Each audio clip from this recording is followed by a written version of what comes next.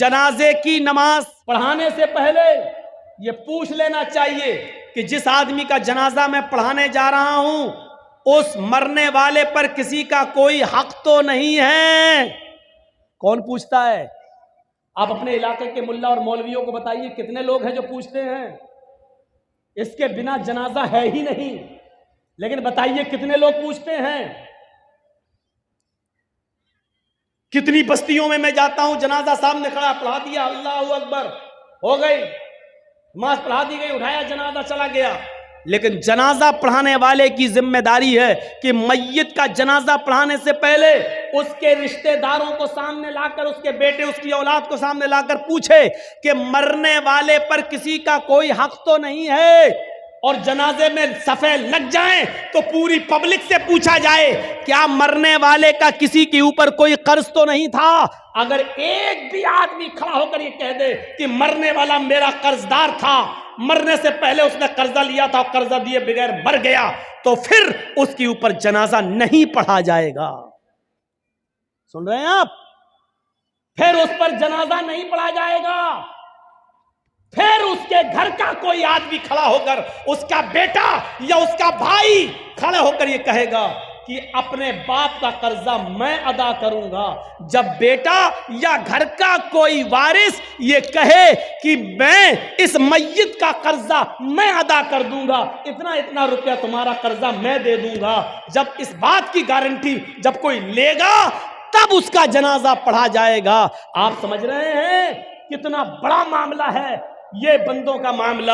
ایک آدمی مر گیا، دنیا سے چلا گیا، اس کے ساتھ اس کی نیکیوں کا دروازہ بھی بند ہو گیا، لیکن اس کے باوجود میرے بھائیو اس کا جنازہ پڑھانے سے پہلے پوچھا جائے گا کیا اس کے اوپر کسی کا قرض تو نہیں تھا، کوئی معاملہ تو نہیں تھا؟ اور اگر نکل گیا تو اس کا جنازہ نہیں پڑھایا جائے گا جب تک کہ اس کے رشتہ دار یہ نہ کہیں کہ اس کا قرضہ یا اس کا معاملہ میں ادا کر دوں گا۔ میرے پیارے ساتھیو، ذرا تصور کیجیے، نبی اکرم صلی اللہ علیہ وسلم کا آخری وقت ہے، اس دنیا سے جانے والے ہیں، انتقال میں 2 یا 3 دن باقی رہ جاتے ہیں۔ آپ فرماتے ہیں لوگوں اگر میرا کسی کے اوپر کوئی قرض ہو تو وہ آج لے لے، قیامت کے دن میں نہیں دے سکتا۔ انتقال سے 2-3 دن پہلے لوگوں اگر میرے اوپر کسی کا قرض ہو تو وہ 2-3 وہ مجھ سے لے لے۔ ایک صحابی اٹھتے ہیں اور کہتے ہیں کہ اللہ کے نبی میرے 3 درہم ہیں آپ کے پاس۔ اللہ کے نبی صلی اللہ علیہ وسلم نے ایک صحابی کو حکم دیا کہ 3 درہم اس کے ادا کر دیے جائیں۔ اس صحابی نے اسی وقت ان کے 3 درہم دے دیے۔ آپ نے فرمایا لوگوں جب میری روح قبض عنصری سے پرواز ہو جائے، جب میرا انتقال ہو جائے تو میری نماز جنازہ سے پہلے پوچھ لینا کسی کا کوئی قرض تو نہیں ہے، کسی کا کوئی قرض تو نہیں ہے۔ اگر کوئی ملتا ہے تو اس کا قرض ادا کر دیا جائے، اس کے بعد میرا جنازہ پڑھایا جائے اور پھر مجھے قبرستان میں دفن کر دیا جائے۔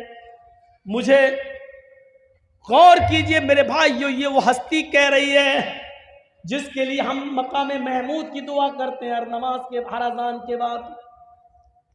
اور اس کا حال یہ ہوا کہ اللہ کے نبی صلی اللہ علیہ وسلم کا جب انتقال ہوا تو پوچھا گیا کوئی قرض تو نہیں تھا؟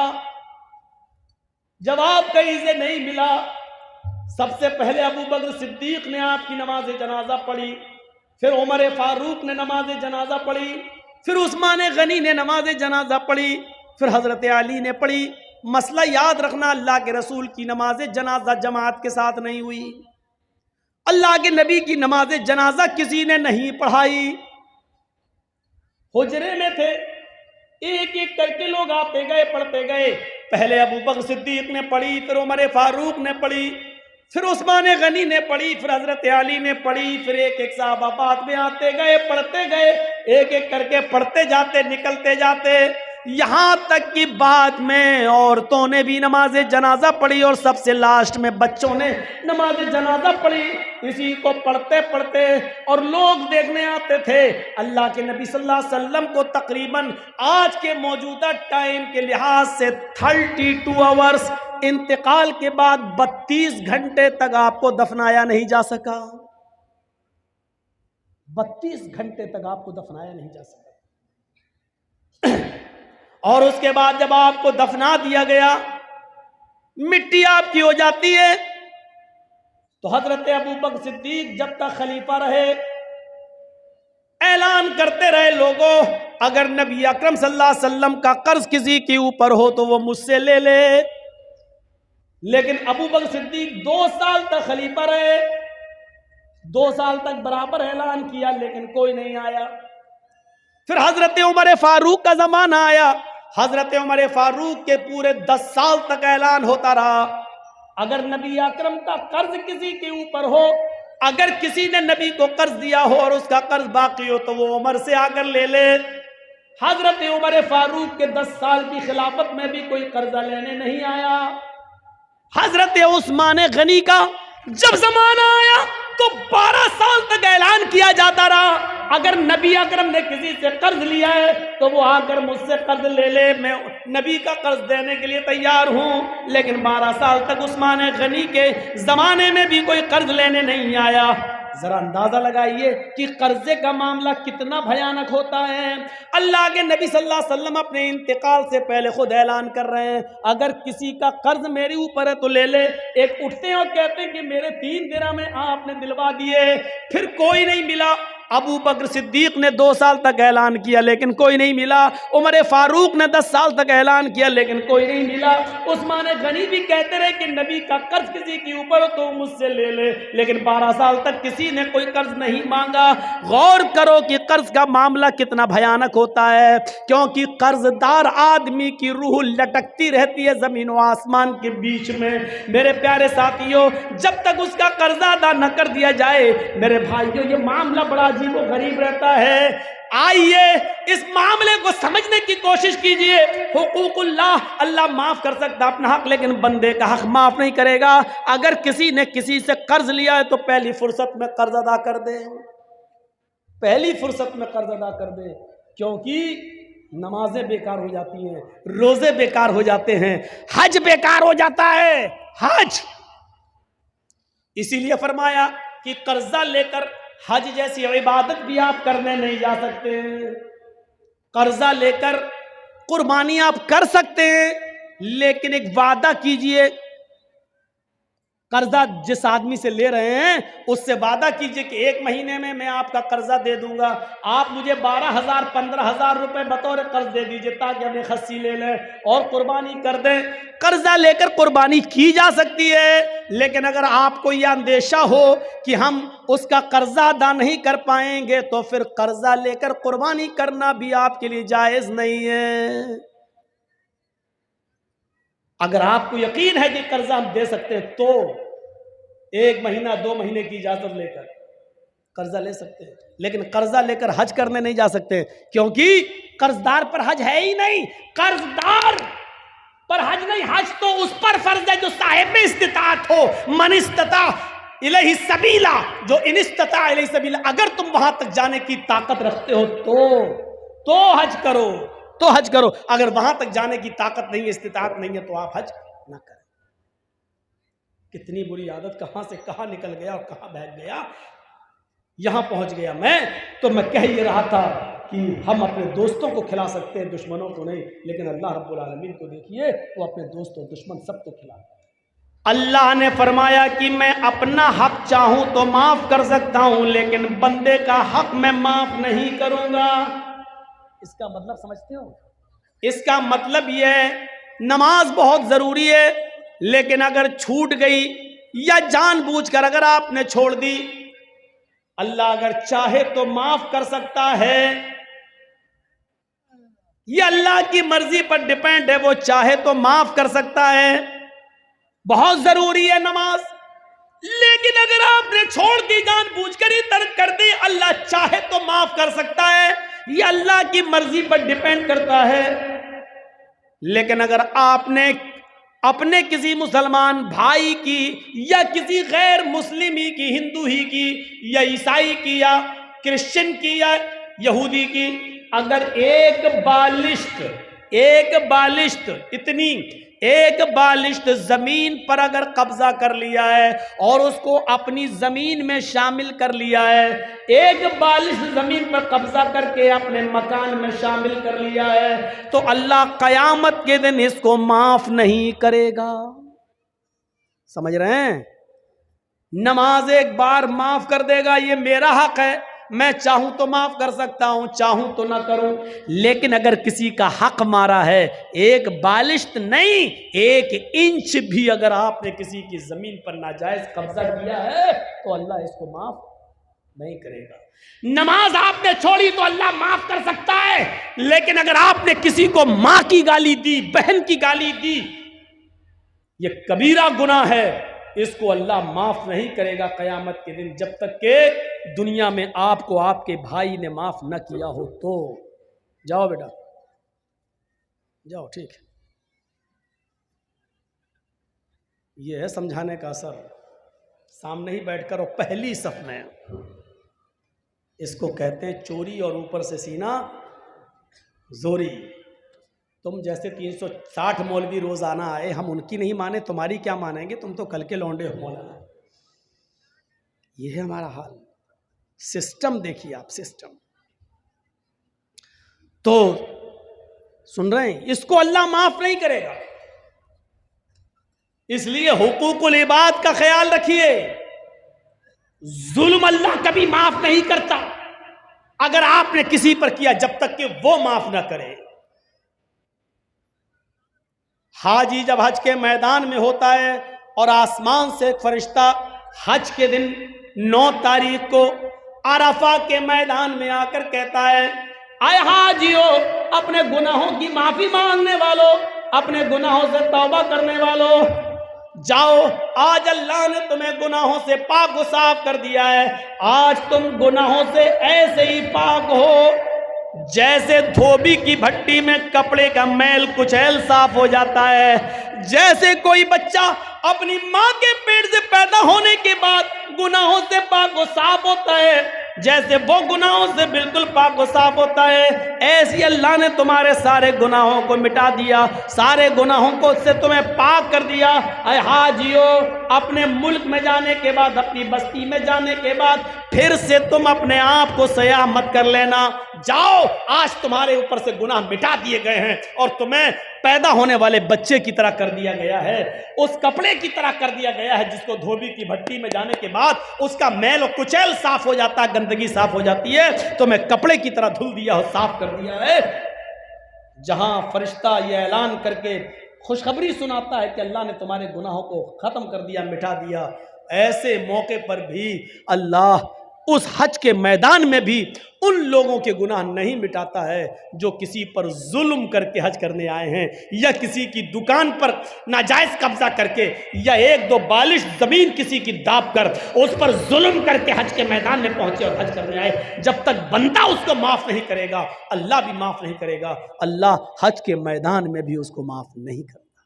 اس کے بعد آئیے دوسری آیت پر، الرحمن الرحیم۔ کتنی بڑی نعمت ہے، وہ بڑا ہی رحم کرنے والا، انتہائی مہربان ہے۔ اللہ کتنا بڑا مہربان ہے، یہ سمجھنے کے لیے بعد میں ہم آپ کو اس طرف بعد میں آئیں گے۔ پہلے یہ سوچئے، اللہ کہتا ہے کہ میرے پاس رحمت کے 100 درجے ہیں۔ اس بات کو ذرا غور سے سنیے گا، یہ سمجھ گئے تو پوری تقریر سمجھ جائیں گے۔ اللہ نے کہا میرے پاس رحمت کے 100 درجے، اللہ نے کہا مطلب اللہ کے نبی نے کہا، اللہ نے فرمایا، یعنی حدیث قدسی، اللہ کے نبی فرماتے ہیں کہ اللہ نے فرمایا میرے پاس رحمت کے 100 درجے ہیں۔ دنیا میں جو تم رحم و کرم، محبت و الفت دیکھ رہے ہو، یہ 1 درجہ میں نے دنیا میں اتارا ہے۔ رحمت کے 100 درجوں میں سے صرف 1 درجہ میں نے دنیا میں اتارا ہے، 99 درجے میں نے اپنے پاس رکھے ہیں۔ اب میں کسی سے پوچھوں رحمت کے کتنے درجے ہیں؟ 100۔ اور دنیا میں اللہ نے کتنا درجہ اتارا ہے؟ ایک، صرف ایک مرغی کو دیکھیے آپ، مرغی بلی کو دیکھتی ہے فوراً بھاگتی ہے، لیکن وہی مرغی جب انڈوں پر بیٹھتی ہے اور انڈوں سے چوزے نکلتے ہیں، اور مرغی جہاں سڑک پر دانا چگتی ہے اپنے بچے اس کے پیچھے پیچھے آتے ہیں، اچانک بلی کو دیکھتی ہے مرغی تو بھاگتی نہیں ہے۔ اب آپ دیکھیے وہ مرغی اب بھاگ نہیں رہی ہے، کیونکہ جانتی اگر میں بھاگوں گی تو میرے بچے مارے جائیں گے۔ وہ مرغی اپنے پروں سے کھول کر اپنے بچوں کو سمیٹتی ہے اور بلی کے سامنے سینہ تان کے کھڑی ہو جاتی ہے۔ اس مرغی کے اندر اپنے بچوں کی محبت اور اپنے بچوں کی الفت کے لیے پروں کا کھول دینا اور اپنے بچوں کا سمیٹ لینا، یہ اسی ایک درجے محبت کا حال ہے، یہ اسی ایک درجے محبت کا حال ہے، 99 درجے نہیں۔ ایک کتیا جب اس کے بچے پیدا کرنے کا وقت آتا ہے تو آپ دیکھیے کتیا بھی ایسی جگہ تلاش کرتی ہے کہ ہم اپنے پیٹ سے اپنے بچوں کو جنم دے سکیں جہاں دوسرے کتے نہ پہنچ پائیں اور خطرناک جانور وہاں پہنچ کر ہمارے بچوں کو مار نہ ڈالیں۔ آپ نے دیکھا کبھی؟ وہ کتیا بھی ایسی جگہ تلاش کرتی ہے جہاں اس کے بچے محفوظ رہ سکیں۔ یہ محبت اس کتیا کے اندر کس نے ڈالی؟ ایک بکری کو دیکھیے، ایک گائے کو دیکھیے، ایک بھینس کو دیکھیے، جب وہ بچہ جنتی ہے تو کتنی غلاظت اور گندگی اس بکری کے بچے کے اندر ہوتی ہے۔ وہ بکری، وہ بھینس، وہ گائے جب بچہ پیدا کرتی ہے تو اپنی زبان کھول دیتی ہے اور اپنے بچے کے جسم پر لگی ہوئی گندگی کو اپنی زبان سے چاٹتی ہے اور اپنے بچے کو کھڑا کرنے کی کوشش کرتی ہے اور پھر اس بچے میں روح پھونک دیتی ہے۔ اور پھر آپ دیکھیے جب بھینس یا گائے کا مالک اس گائے کے دودھ کو دوہتا ہے تو گائے اور بھینس اپنے بچے کو پلانے کے لیے تھوڑا سا دودھ اوپر چڑھا لیتی ہے، تصور کرو۔ اور جب اس کے بچے کو چھوڑا جاتا ہے تو فوراً وہ گائے اور بھینس دودھ کو نیچے اتار کے اپنے بچوں کو پلاتی ہے۔ یہ محبت، یہ الفت اس گائے کے اندر، اس بھینس کے اندر، اس بکری کے اندر کس نے رکھی ہے؟ یہ اسی محبت، اسی رحمت کے ایک درجے کا حال، اسی رحمت کے ایک درجے کا حال ہے۔ اور سنیے، جس نے 99 درجے اپنے پاس رکھے ہو وہ کتنا مہربان ہوگا۔ ایک بکری جب اپنے بچے پر اتنا مہربان ہے، ایک کتیا اپنے بچے پر اتنا مہربان ہے، ایک مرغی اپنے بچوں کے لیے اتنا مہربان ہے، تو سوچئے یہ ابھی ایک درجہ ہے، ابھی ہم انسانوں پر نہیں آئے، ابھی ہم انسانوں پر نہیں آئے۔ حضرت عمر فاروق فرماتے ہیں ایک جنگ کے اندر کچھ قیدی گرفتار کیے گئے اور گرفتار کر کے ان کو جناب محمد رسول اللہ کے سامنے لایا گیا۔ ایک جنگ کے اندر کچھ قیدیوں کو گرفتار کیا گیا اور ان قیدیوں کو محمد رسول اللہ کے سامنے پیش کیا گیا۔ ان قیدیوں میں ایک عورت بھی تھی۔ جو قیدی قید کر کے لائے گئے، جو مجرم قید کر کے لائے گئے، ان مجرمین کی لسٹ میں، ان قیدیوں کی لسٹ میں ایک عورت بھی تھی۔ اس کا بچہ کہیں شیرخوار بچہ، دودھ پیتا بچہ کہیں گم ہو گیا تھا، کہیں کھو گیا تھا، دودھ پیتا بچہ۔ یہ عورت جب اللہ کے نبی صلی اللہ علیہ وسلم کے سامنے پیش کی گئی اور جو قیدی نبی کے سامنے پیش کیے گئے، اس عورت کو ہوش نہیں ہے کہ ہم کو نبی کے سامنے پیش کیا گیا ہے، کیا سزا ملے گی۔ اس کا دماغ اپنے بچے کی طرف لگا ہوا ہے، وہ اپنے بچے کے بارے میں سوچتی ہے کہ میرا دودھ پیتا بچہ کہاں ہوگا۔ یہاں تک کہ وہ نبی اکرم صلی اللہ علیہ وسلم کے حکم کے مطابق قیدیوں کو ایک میدان میں جمع کر دیا گیا، اس میدان میں اس عورت کو بھی لایا گیا۔ وہ عورت جس بھی چھوٹے بچے کو دیکھتی جس چھوٹے بچے کو دیکھتی، جس دودھ پیتے بچے کو دیکھتی، اس سے چھین لیتی اور اپنے پستان سے اس بچے کو لگا کر دودھ پلانے لگتی۔ اللہ کے نبی نے پوچھا ایسا یہ عورت کیوں کر رہی ہے؟ جس عورت کے بچے کو دیکھتی یہ پکڑ لیتی اور اپنے پستان کا دودھ پلانے لگتی، ایسا کیوں ہے؟ جواب ملا اللہ کے نبی، اس عورت کا بچہ کہیں گم ہو گیا ہے، اس لیے یہ ہر بچے کو اپنا بچہ سمجھ رہی ہے۔ اللہ کے نبی نے اس عورت کی اس محبت کو دیکھا، اس عورت کی اس رحمت کو دیکھا جو دوسروں کے بچے کو اپنا بچہ سمجھ رہی ہے۔ اللہ کے نبی صحابہ سے سوال کرتے ہیں، آئے میرے ساتھیو، اگر اس کو اس کا بچہ مل جائے اور پھر اس عورت سے کہا جائے کہ اپنے بچے کو آگ میں پھینک دو، تو تم کیا امید رکھتے ہو؟ کیا یہ عورت اپنے بچے کو آگ میں ڈال دے گی؟ تصور کرو نبی کا سوال۔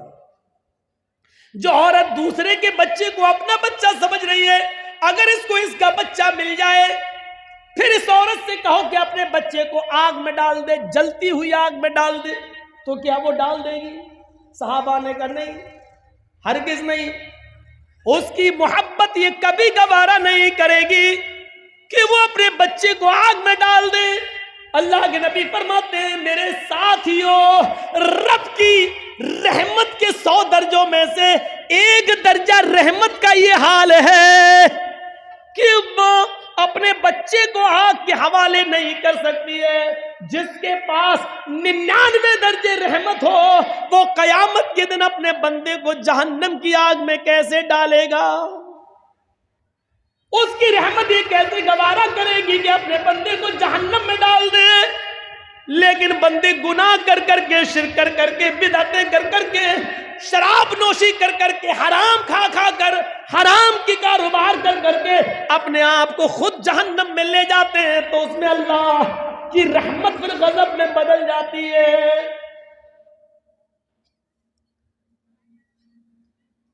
ورنہ رب کی رحمت یہ گوارا نہیں کرے گی۔ جس کے پاس 100 درجے رحمت ہو، وہ کیسے گوارا کرے گا کہ میرا بندہ جہنم میں؟ آپ ایک مثال کو سمجھنے کی کوشش کریں۔ آپ کی بیٹی ہے، شادی ہوئی، آپ نے بہت سے برتن اس کو جہیز میں دیے، کانچ کے 2 برتن، کانچ کے 2 گلاس، شیشے کے